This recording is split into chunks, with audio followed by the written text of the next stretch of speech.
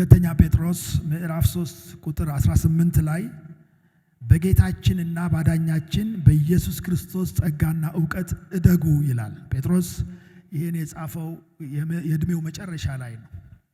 ሁለተኛ ጴጥሮስን ሲጽፍ የመሰናበቻ የኑዛዜ ቃል አይነት ነገር ነው። የእግዚአብሔር ቃል ለእግዚአብሔር ቃልና ለጸጋው ቃል ሕዝቡን አደራ አሳልፎ ሰጥቶ ክርስቲያኖችን አማኞችን በእግዚአብሔር ቃል በክርስቶስ ኢየሱስ ጸጋና ዕውቀት እደጉ። የክርስቲያኖች እድገት ቃሉን በቃሉ ውስጥ ክርስቶስን በመፈለግ ብቻ ነው የምናድገው። ጸጋውን በመረዳት ብቻ ነው። በጸጋ መኖር ማለት ምን እንደሆነ እያወቅን ማደግ፣ ክርስቶስን በማወቅ ማደግ፣ ቃሉን በጥልቀት በማወቅ ነው መንፈሳዊነታችን የሚያድገው። ሌላ አማራጭ የለም። መንፈሳዊ እድገታችንን መገምገም ከፈለግን ምን ያህል ከቃሉ ጋር ጊዜ እናጠፋለን? ሌላ ወይ አውት የለውም። ከቃል ጋር ክርስቶስን እያብለጨለጭን እንድንኖር ከእግዚአብሔር ቃል ጋር ጊዜ መውሰድ፣ በቃሉ ውስጥ የተገለጸውን ኢየሱስን ማወቅ ነው። ቃሉን ስንረዳ እናምናለን፣ ስናምን እንታዘዛለን፣ ስንታዘዝ ጌታን በመምሰል እናድጋለን። የዛሬው የትምህርት ክፍላችን ሁለተኛ ቆሮንቶስ ምዕራፍ 5 ከቁጥር 17 እስከ 21 ነው። እኛ ማነን በሚል ርዕስ ነው የምንማረው። እኛ ማነን? አማኞች እኔ ማን ነኝ? እኛ ማነን? ማንነታችንን ማወቅ በጣም አስፈላጊ ነገር ስለሆነ ማለት ነው። እኛ ማነን የሚለው ጥያቄ ብዙ በውጭም በፍልስፍናው ዓለምም ብዙ የሚጠየቅ ነው። ማንነትን መረዳት ብዙ ጊዜ ሰው አይደንቲቲ ክራይስ በቃ ማን እንደሆነ የማወቅ ችግር በብዙ ጄኔሬሽኖች ውስጥም ያለ ነው። ይሄ እኛ ማነን ብሎ ራስን ጠይቆ ትክክለኛ ማንነትን መረዳት በጣም አስፈላጊ ነው። ይሄ የህይወት ጥያቄ ነው። ትክክለኛ ምላሽን ማግኘት ይጠበቅብናል። ያ ደግሞ ወደ ህይወት ይመራል። ማንነትን አለማወቅ ራስን ያለማግኘት ነው። በሁለት ማንነት መኖር ነው። ጭምብል ለብሶ እንደመመላለስ ማለት በጣም ከባድ ችግር ነው። ራስን አለማወቅ የግብዝነት ችግር ነው። ዓላማ ቢስ ህይወትን መግፋት ነው። ችግሮችን ያስከትላል። ራስን ማወቅ አለብን። ማነን? እኛ አማኞች ማነን? እንደ ግልም እንደ ህብረትም ማነን የሚለውን ነገር ማወቅ በጣም አስፈላጊ ነው። የተሃድሶ ህይወት የሚጀምረው ከዚህ ነው። ማንኛውም ጥሩ ትክክለኛ የሆነ ትራንስፎርሜሽን ለውጥ ተሃድሶ የሚጀምረው ራስን ከማወቅ ማንነትን ከማወቅ ነው የሚጀምረው። እኛ የምስራቹን ቃል ወንጌልን ሰምተን አምነን ለዳንን አማኞች መልሱን ቃሉ ነው የሚነግረን። ቃሉ የሚለንን ነን። በጣም ግልጽ ነው። የክርስቲያኖች መልስ በጣም ቀጥተኛና ግልጽ ነው። ራሳችንን ለመፈለግ ብዙ ችግር ውስጥ መግባት የለብንም። ብዙ የፍልስፍና ሐሳቦች ላይ ምርምር ማድረግ አይጠበቅብንም። ቃሉ የሚለንን ነን። እኛ እግዚአብሔር ናችሁ የሚለንን ነን። አማኞች ነን። እኛ ራሳችንን ለመፈለግ ብዙ አይነት ትግል ውስጥ የምንገባ ሰዎች አይደለንም። ብዙ አይነት አሁን የፖዚቲቭ ቲንኪንግ የተለያየ ውስጥህን ተመልከት ብዙ አይነት የእምነትም ሆነ የተለያዩ ፍልስፍናዎች ራስን ለማግኘት ብዙ አይነት ትምህርት ይሰጣሉ። ትልቅ ፖቴንሻል አለ፣ ፖቴንሻል ውስጥ ያለውን ነገር አውጣው ምናምን እንደዚህ የሚሉ ትምህርቶች እንዳለ ጥሩ አይደሉም ለማለት ሳይሆን ግን ትክክለኛ አካሄድ አይደሉም። በእግዚአብሔር ቃል ውስጥ አንድም ቦታ ኢየሱስ ክርስቶስ ውስጣችሁን ፈትሹ፣ በራሳችሁ የውስጥ ፓወር ተደገፉ የሚል የለም። ሁልጊዜ እድገታችን እሱን በማወቅ ወደ ኢየሱስ እውነት፣ መንገድ፣ ህይወት የሆነውን ኢየሱስን በማወቅ ነው እንድናድግ የተፈቀደልን። ኢየሱስን በማወቅ የክርስቲያኖች ትክክለኛ ለውጥ ያለው ኢየሱስን በማወቅ ቃሉን በማወቅ ራሳችንን እዛ ውስጥ ነው የምናገኝ። የምናድገውም በሱ ነው። በኋላ ጌታ ሲመጣ እሱን እንደምንመስል እናውቃለን። አሁንም በቃሉ መሰረት የተገለጸውን ነን እኛ። ይሄ በጣም አስፈላጊ ዶክትሪን ነው። ስለዚህ ዛሬ በጣም አስገራሚ የሆነ የሐዋርያው ጳውሎስ መልእክት እኔ የመጽሐፍ ቅዱስን ማዕከላዊ ጭብጥ እንዴት አድርጎ ነው ሁለተኛ ቆሮንቶስ ውስጥ ያስቀመጠው ብዬ እያሰብኩ ነው። ሁለተኛ ቆሮንቶስ ምዕራፍ 5 ከቁጥር 17 እስከ 21 ነው የምንማረው። እንደዚህ ይላል። ሁለተኛ ቆሮንቶስ ምዕራፍ 5 ከቁጥር 17 እስከ 21። ስለዚህ ማንም በክርስቶስ ቢሆን አዲስ ፍጥረት ነው፣ አሮጌው ነገር አልፏል፣ እነሆ አዲስ ሆኗል። ይህ ሁሉ ከእግዚአብሔር ነው። እርሱ በክርስቶስ አማካይነት ከራሱ ጋር አስታረቀን፣ የማስታረቅንም አገልግሎት ሰጠን። እግዚአብሔር በክርስቶስ ዓለምን ከራሱ ጋር ሲያስታርቅ የሰዎችን በደል አይቆጥርባቸውም ነበር። ለእኛም ደግሞ የማስታረቅ አገልግሎት ሰጠን። ስለዚህ እኛ የክርስቶስ እንደራሴዎች ነን። እግዚአብሔር በእኛ አማካኝነት ጥሪውን ያቀርባል። እኛም ከእግዚአብሔር ጋር ታረቁ ብለን በክርስቶስ እንለምናቸዋለን። እኛ በእርሱ ሆነን የእግዚአብሔር ጽድቅ እንድንሆን ኃጢአት የሌለበትን እርሱን እግዚአብሔር ስለ እኛ ኃጢአት አደረገው። ዋው! ማንነታችንን እዚህ ውስጥ እስቲ እንፈልግ። የመጀመሪያው እዚህ ክፍል ላይ ሐዋርያው ጳውሎስ እኛን ወይም አማኞችን እንዴት ይገልጻል? አዲስ። ስለዚህ ማንም በክርስቶስ ቢሆን አዲስ ፍጥረት ነው ይላል። ማንም ነጭ ይሁን ጥቁር፣ ወንድ ይሁን ሴት፣ የተማረ ይሁን ያልተማረ፣ ምንም አይነት ክራይቴሪያ በእግዚአብሔር አምሳል የተፈጠረ ሰው ሁሉ እኩል እድል የተሰጠው ወንጌል በጣም አስገራሚ ነው።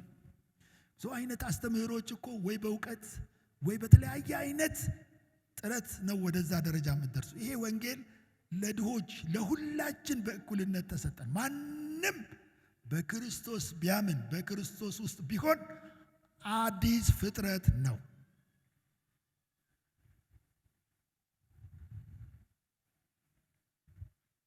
ሰዎች ሁሉ የሰው ዘር ሁሉ በሁለት ይመደባል። ያለ ክርስቶስ የሆኑ ሰዎች ክርስቶስን ካላመኑ ወደ ዘላለም ሕይወት አይመጡም። በመጽሐፍ ቅዱስ አስተምሮ መሰረት ያለ ክርስቶስ የሆኑና በክርስቶስ ውስጥ ተብለው በሁለት ይመደባሉ። በወንጌል ያመኑ አማኞች በክርስቶስ ውስጥ እንደሆኑ ቃሉ አስረግጦ ይነግረናል። በመልእክቶች ውስጥ በወንጌላት ውስጥ በእኔ ኑሩ ነው እንጂ ያለው በክርስቶስ ውስጥ ሁኑ የሚል ትምህርት አይኖርም። ወንጌል ኢየሱስን ነው የሚገልጠው። ከሮሜ ጀምሮ እስከ ራእይ ባሉት መልእክቶች ውስጥ 76 ጊዜ በክርስቶስ ውስጥ የሚል ነገር አለ። አንደኛና ሁለተኛ ቆሮንቶስ ላይ 19 ጊዜ በክርስቶስ ውስጥ። ይህ ያለን በረከት ሁሉ በክርስቶስ ውስጥ ተሰውሮ ያለ እንደሆነ የሚገልጽ ነው። ኤፌሶን 1 ላይ ስንሄድ ኤፌሶን 1 ከ3 እስከ 4 ያለውን ብንመለከት እንደዚህ ይላል።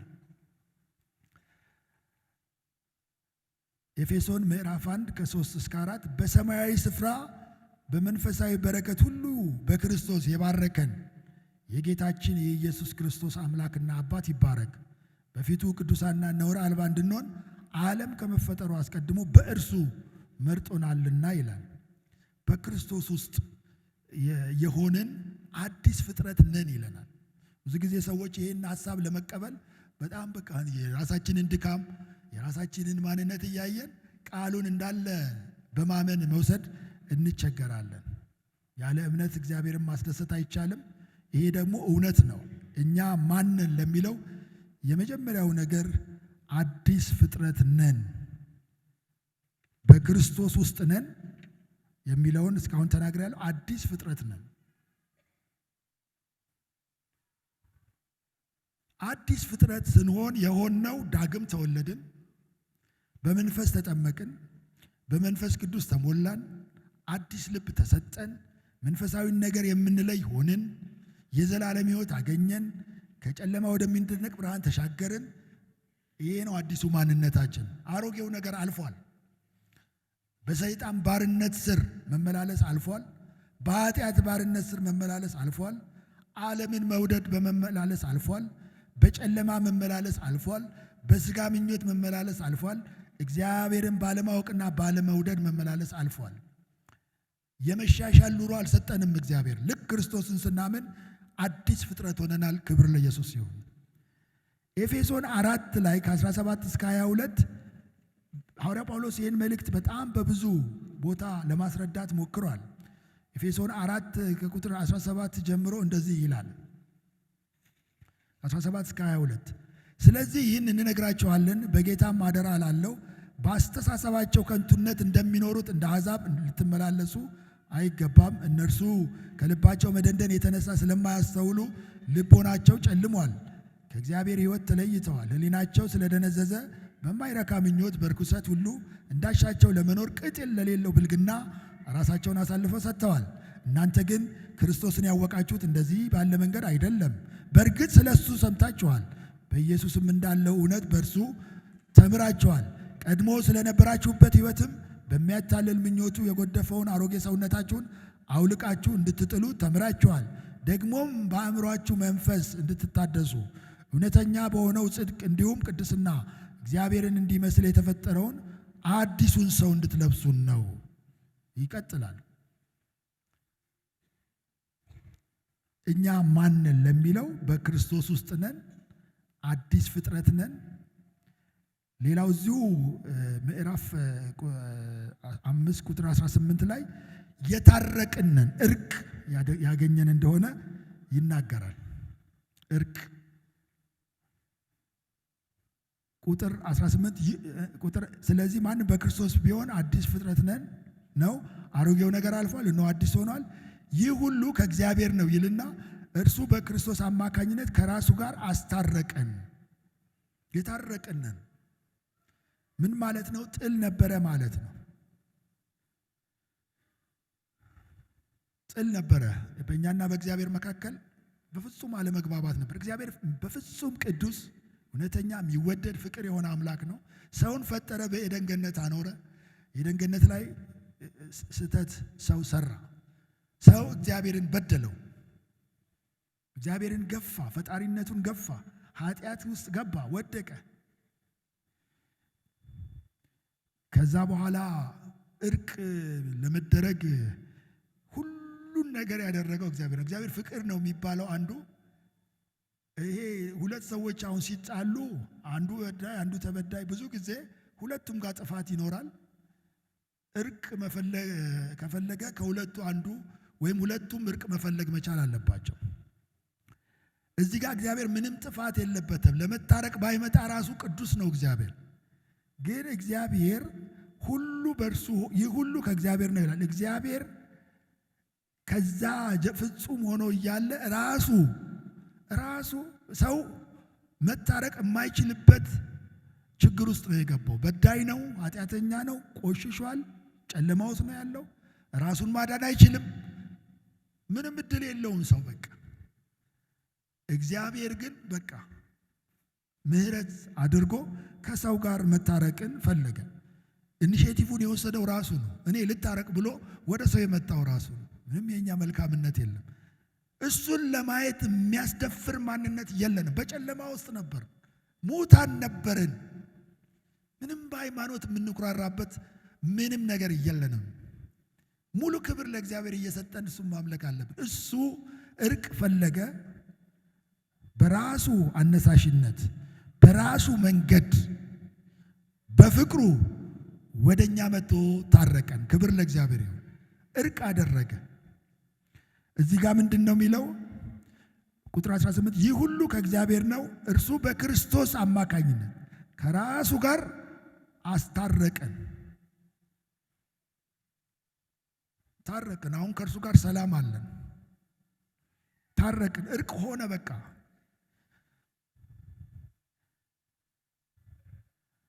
ይሄ ነው እኮ በቃ የክርስትና ሌላ ምን እርቅ፣ ሰላም። ይሄ አመፅ፣ መበጥበጥ ምናምን ከእግዚአብሔር አይደለም። በየትኛውም ሂዱ፣ በየትኛውም ቦታ በቤተ ክርስቲያን አይደለም፣ በውጭም አመፀኝነት፣ ከፋፋይነት፣ መለያየት የእግዚአብሔር ባህሪ አይደለም። ፍጹም ከእግዚአብሔር ያልሆነን ነገር መለየት ትፈልጋላችሁ? እግዚአብሔር የእርቅ አምላክ፣ የሰላም አምላክ። ከእግዚአብሔር ጋር ስንታረቅ ከእሱ ጋር ታረቅን፣ ሰላም። ከራሳችን ጋር ታረቅን፣ አክሴፕት፣ ማንነታችንን አወቅን። ኃጢአተኞች ነበርን፣ አሁን የዳንነን። አይደንቲቲያችንን አወቅን፣ ሰላም። ከሰዎች ጋር ሰላም። ከፍጥረቱ ጋር እንኳን ሰላም፣ እርሻውንም በትክክል መንከባከብ፣ አትክልቱንም መንከባከብ፣ ቆሻሻ ከተማ ውስጥ አለመጣል፣ ሰላም፣ ከፍጥረቱ ጋር ሰላም። በቃ ይሄ ነው እግዚአብሔር የሰላም አምላክ። ሰላም አደረገ። ራሳችንን የማናውቅ ተቅበዝባዦች፣ ወዴት እንደምንሄድ የማናቅ ብዙ ችግር ፈጣሪዎች፣ በቤተሰባችን በማህበረሰብ በሁሉ ችግር ፈጣሪዎች የነበርነውን እኛን ከራሱ ጋር አስታረቀን፣ ሰላም አደረገ እግዚአብሔር። እኛ ማነን? በክርስቶስ ውስጥ ነን። እኛ ማነን? አዲስ ፍጥረት ነን። እኛ ማነን? የታረቅን ሰላም ያለን ሰዎች ነን።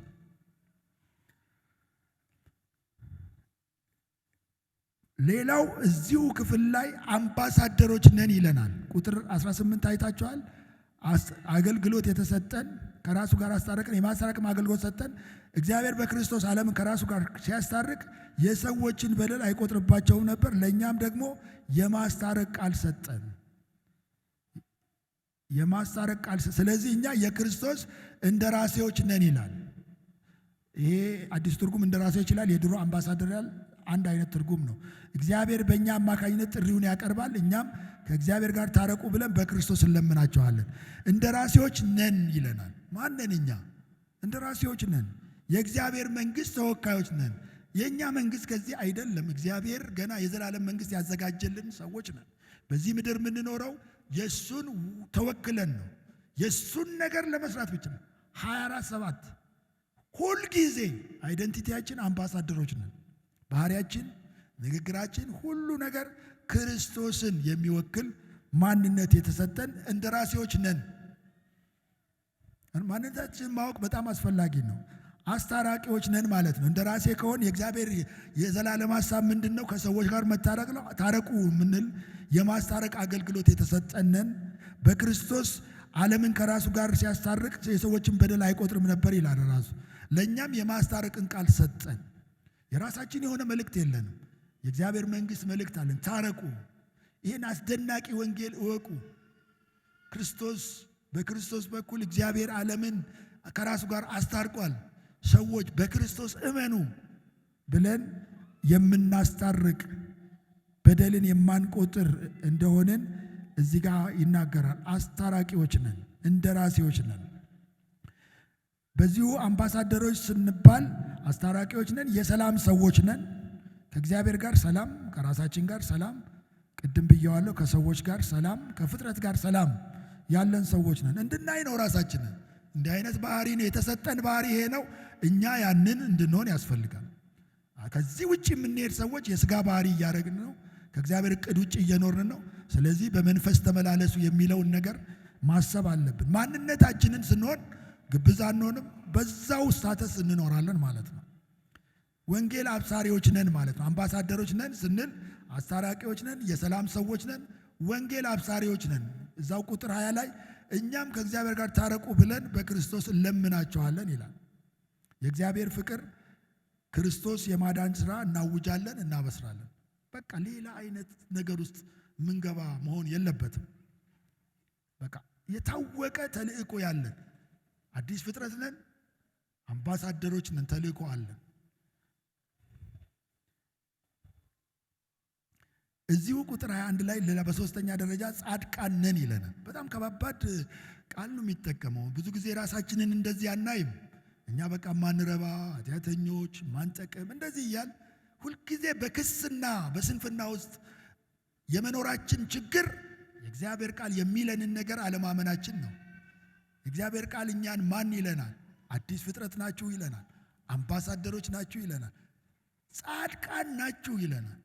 ይገርም ነገር ነው። እንዴት እንዲህ ብዙ ድካም ያለብን ሰዎች ነን እኮ እኛ ስናይ። ግን ይሄ የውጭ አሮጌው ማንነታችን እኛን አይገልጸንም። አዲሱ ሰው እግዚአብሔር ለዘላለም ሕይወት የተሰጠን አዲስ ፍጥረት የሆንን አምባሳደር የሆንን ደግሞ ጻድቃን ነን ይላል። ቁጥር 21 ላይ አይታችኋል። እኛ በእርሱ ሆነን የእግዚአብሔር ጽድቅ እንድንሆን ኃጢአት የሌለበትን እርሱን እግዚአብሔር ስለኛ ኃጢአት አደረገ። በጣም አስገራሚ ይሄ ጀስቲፊኬሽን፣ ይሄ ሰብስቲቲዩሽን። በጣም በመስቀል ላይ የሆነው የእግዚአብሔር ጽድቅ ፍርድ ኃጢአትን ፍጹም ሳይቀጣ እግዚአብሔር ስለማይቀር በመስቀል ላይ የኛን ያማኞችን ኃጢአት በሙሉ ክርስቶስ ላይ አድርጎ ክርስቶስን ኃጢአት አድርጎ ቀጣው። በጣም ከባድ ነው ወንጌል። ክርስቶስን እግዚአብሔር የፍትህ አምላክ ስለሆነ ኃጢአተኛ ዝም ብሎ ነፃ አያወጣም። ግን ክርስቶስ ላይ አድርጎ እሱን ስለኛ ኃጢአት አደረገው። ከዛ ተፈረደ ማለት ነው። ከዛ በጣም የሚገርመው ነገር የሱ ጽድቅ ደግሞ ለኛ ልውውጥ ነው መስቀሉ ላይ የተደረገው። እኛ በእርሱ ሆነን የእግዚአብሔር ጽድቅ እንድንሆን ኃጢአት የሌለበትን እርሱን እግዚአብሔር ስለኛ ኃጢአት አደረገው። ስለዚህ ጻድቃን ነን። እንደዚህ አይነት ትክክለኛ እውነቶችን ማመን ለእድገት ለተሐድሶ መሰረት ነው። ብዙ ጊዜ ውጫዊ ነገሮችን ሁኔታዎችን እያየን ራሳችንን በመንፈሳዊ ሕይወት እንዳናሳድግ ብዙ ተጽዕኖ በቃ ራሳችንን ባህሉ የሚለንን ሁኔታዎች የሚሉንን ሰዎች የሚሉንን እያመንን ችግር ውስጥ እየገባን በመንፈሳዊ ሕይወት መታደስ አቅቶን ሁልጊዜ መቼ ነው ለጌታ የምኖረው ምንድን ነው እያል በተምታታ ማንነት ውስጥ እንድንኖር የሚያደርገን እግዚአብሔር የሚለንን ነገር አለማመናችን። ምንም ደካማ በሰው ብንመስል ሐዋርያው ጳውሎስ አዲስ ፍጥረት ነን፣ ክርስቶስን ስላመን አዲስ ፍጥረት ነን፣ አምባሳደሮች ነን፣ ጻድቃን ነን ብሎ አስረግጦ ይናገረናል። ይሄ የታደሰ ማንነታችንን አውቀን ስናገለግል ነው የተሐድሶ አገልጋዮች የምንባለው። እኛ ተልእኮ አለን ማለት ነው። በቃ አንድ ነው የምንኖርለት ዓላማ ለእግዚአብሔር ነው የምንኖረው። ተልእኳችን ማስታረቅ ነው። የሰላም ሰዎች ነን፣ የልማት ሰዎች ነን፣ የሰላም ሰዎች ነን። አንድ ተልእኮ ነው ያለን፣ ታረቁ። ተልእኳችን ማስታረቅ ነው። የሰላም አገልጋዮች ነን፣ የተሐድሶ አገልጋዮች ነን። ፍጥረት የእኛን መገለጥ ይጠባበቃል። ይገርማል። ሮሜ 8:19 ላይ ፍጥረት ሁሉ የእግዚአብሔርን ልጆች መገለጥ በናፍቆት ይጠባበቃል። በእምነት በቃ ብዙ እኮ ማብራሪያ የለም። በቃ በኢየሱስ ክርስቶስ እመኑ ትድናላችሁ። ይሄ የታወከ ቤተሰብ ስታዩ ወደ ጌታ ዘወር በሉ፣ በቃ እመኑ በጌታ እሱ መፍትሄ ይሰጣችኋል እያል ክርስቶስን የምንናገር በቃልም በኑሮም አንድ ተልእኮ ያለን ሰዎች ነን። ማንነታችንን በትክክል እንድናውቅ መጽሐፍ ቅዱስ ይጋብዘናል። እንደ አጥቢያ ቤተ ክርስቲያን እዚህ የተሐድሶ እንቅስቃሴ ላይ ነን ስንል አዲስ እንቅስቃሴ ላይ ነን ማለት አይደለም። ወደ ትክክለኛው የእግዚአብሔር ቃል እንመለስ። አዲስ አይነት ራእይ ይዘን እየተንቀሳቀስን አይደለንም። በቃ በግብዝነት በሁለት ማንነት መኖር በቅቶ ቃሉ የሚለንን ሆነን እግዚአብሔር ደስ የሚያሰኘው ሕይወት ውስጥ እንግባ። ጥሪያችን ከመጀመሪያውም ይሄ ነው እንጂ የተለየ እንቅስቃሴ ልዩነት ለመፍጠር የምናደርገው አገልግሎት በቦሌ የለም። ስንጠራም የተሐድሶ አገልጋዮች ነን። ያንን አገልግሎት እንድንቀጥል ነው። አሁን በዚሁ ማንነታችንን አውቀን ተልእኳችንን አውቀን ትክክለኛ ክርስትና ሕይወት እንኑር የሚል ጥሪ ነው ቤተ ክርስቲያን ስታቀርብ የቆየችው። ወደፊትም ትቀጥላለች።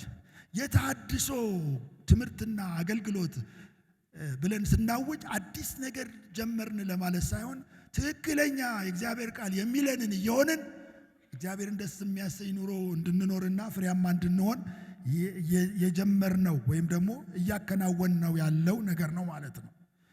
ስለዚህ በዚህ ዓመት መሪ ጥቅስ አድርገን 2 ቆሮንቶስ 5:17 ስንመርጥ በእውነት ሕዝቤ ዕውቀት ከማጣቱ የተነሳ ጠፍቷል የሚለው እንዳይሰራብን፣ በቃ ይሄ ማንነታችንን አውቀን ደስ ብሎን ክርስትናን እንድንኖር ፍሬያማ እንድንሆን የእግዚአብሔር ቃል የማይለንን አይደለንም። በዛ መሰረት ስለ ዳግም መወለድ ይሄ እግዚአብሔር ያለንን ነገር ያደረገንን ነገር ማወቅ ለተሐድሶ መሰረታዊ እሳቤ ነው። በጣም ፍሬያማ እንድንሆን በክርስትና ቅድስና ጉልበት አግኝተን እንድንኖር የሚረዳ በጣም መሰረታዊ ዕውቀት ነው። እኛ ማንን ለሚለው ነገር የእግዚአብሔር ቃል የሚለንን ነን። ምንም ጥርጥር የለውም። ሐዋርያ ጳውሎስ በዚህ በሁለተኛ ቆሮንቶስ ላይ ሲጽፍ ብዙ ተግዳሮቶች ነበሩበት። ሐዋርያ አይደለህም፣ አንተ ብዙ ችግር ትዋሻለህ፣ መጣለሁ ብለህ አልመጣህም፣ አለባበስህ ብዙ ሰው የሚማርክ አይደለም፣ ዓይንህ ሞጭሟጫ ነው፣ አለባበስህ ንግግሩ ብቻ ነው ኃይለኛ፣ ግን ብዙ ችግር አለ፣ ደሞዝ አይቀበልም። እውነተኛ አገልጋይ ቢሆን ኖሮ ይህን ሁሉ አያረግም ነበር። ስለዚህ ሐዋርያው ጳውሎስ በመሰረታት ቤተክርስቲያን ውስጥ ሐዋርያ አይደለም የሚሉ ሰዎች ሲነሱ ነው ሁለተኛ ቆሮንቶስ የጻፈው። ስለዚህ ክርክራቸው ሁሉ ምድራዊ ሆነበት። አለባበስን፣ አስተሳሰብን፣ ዘርን፣ ምን ማንም በዚህ አይነት ነገር ከእናንተ ጋር አላወራም። አሁን ማንም በክርስቶስ ቢሆን አዲስ ፍጥረት ነው። ቁጥር 16 ላይ ስለዚህ ከአሁን ጀምሮ ማንንም በውጫዊ ነገር አንመዝንም። ከዚህ ቀደም ክርስቶስን በዚህ መልክ መዝነ ነው ነበር፣ ከእንግዲህ ግን እንደዚህ አናደርግም። ክርስቶስን እንደዚህ የዮሴፍ ልጅ የጠራቢው ልጅ አናጢው ምናምን እያልን ክርስቶስን እንዲሁ በስጋ እያየን ጠንካራ እጅ ያለው ሰራተኛ ነው ኢየሱስ። አናጢ ለሚሞቱ ሰዎች የሬሳ ሳጥን ምናምን የሚሰራ፣ ለታመሙ ሰዎች አልጋ የሚሰራ እያል ከፈረጅ ነው። የዘላለም ሕይወት የሚሰጥ ሙታንን የሚያስነሳ ነው ኢየሱስ በመንፈስ አይናችን ስናየው። በስጋ አይን ካየን ግን በጣም ነው። እኛ ክርስቶስን በዚህ መዝነን ቢሆን አይሆንም። በቃ ካሁን በኋላ ንግግራችን በመንፈስ መረዳት ነው። የእግዚአብሔር ቃል የሚለንን ነን። ከላይ በሚታይ ነገር ውጫዊ ነገር እያየን ክርስቶስን አንከተልም። ትልቅ ለውጥ የተደረገልን የውስጥ ለውጥ የተደረገ ዳግም የተወለድን በክርስቶስ አምነን የዘላለም ሕይወት ያገኘን በሰማያዊ ስፍራ የተቀመጠን። ይህንን መረዳት የሆነ ሱፐር ስፒሪቹዋል ያደርጋል አይደለም። ወንጌል በኃይል ሲገባን ግራ የምናጋባ ሰዎች ከመሆን የረፍት ሰዎች ወደ መሆን እንመጣል። የሰላም ሰዎች እንሆናል። በጣም በመንፈሳዊ ሕይወት እያደግን ከመጣን ለሰው ሁሉ የረፍት ምክንያት ላማኞች፣ ለሰይጣን የሚያደናግር ሕይወት፣ ላማኞች የሰላም ለሚድኑት የሕይወት ሽታ፣ ለሚጠፉት የሞት ሽታ ነው የምንሆን። ክርስቶስን ስናውቅ በቃ ሰላማችን የበዛ ይሆናል። ስራችን የተሰራልን ሰዎች። ስለዚህ ራሳችንን ወደ ማወቅ የእግዚአብሔር ቃል የሚለንን ነገር አምነን በዛ እንድንኖር የዛሬ ዋናው መልእክታችን እኛ ማንን የሚለውን የእግዚአብሔር ቃል የሚለንን ነን። አዲስ ፍጥረት ነን። ማንም በክርስቶስ ቢሆን አዲስ ፍጥረት ነው። አሮጌው ነገር አልፏል።